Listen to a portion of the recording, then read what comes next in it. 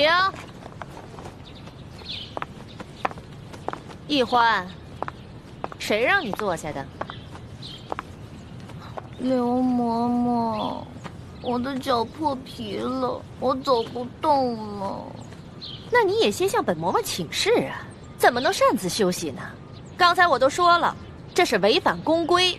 这也算违反宫规啊？当然，在这个宫里，只要是做宫里不允许的事，说宫里不允许的话，全都是违反宫规。你知道去年的秀女里面有一个擅自喂了太皇太后的胭脂鱼，后来那个鱼胀死了。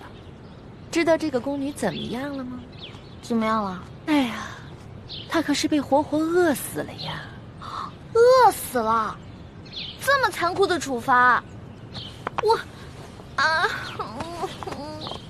刘嬷嬷，那我向你请示，我能不能休息一下？不可以。起来继续。好疼啊！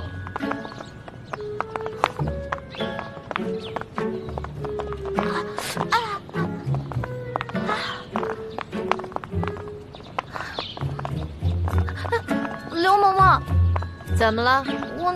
我脑袋痒痒，能不能挠挠啊？准。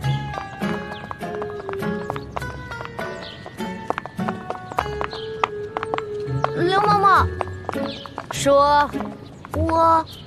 我想，对不起啊！您肯定是那种通情达理的人嘛，不可能不让我打喷嚏的，是不是？下回憋住嘛。你哪儿那么多废话呀？赶紧走！哦。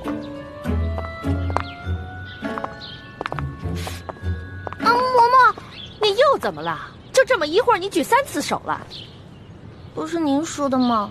有事儿之前必须举手请示啊。什么事儿说？我想放屁。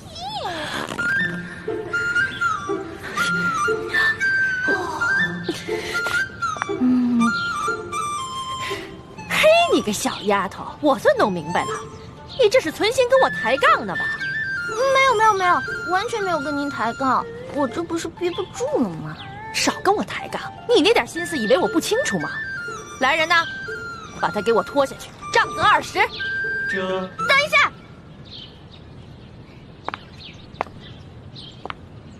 刘嬷嬷，您可知道吏部尚书丁大人啊？我当然知道啊。那您可知道他是谁的干儿子啊？中堂大人。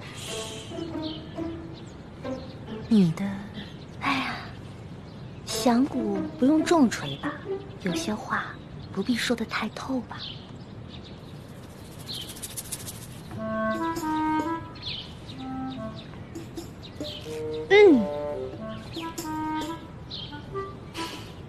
算了，我就看在你脚磨破皮的份上，放你先去休息一会儿吧。谢谢刘嬷嬷。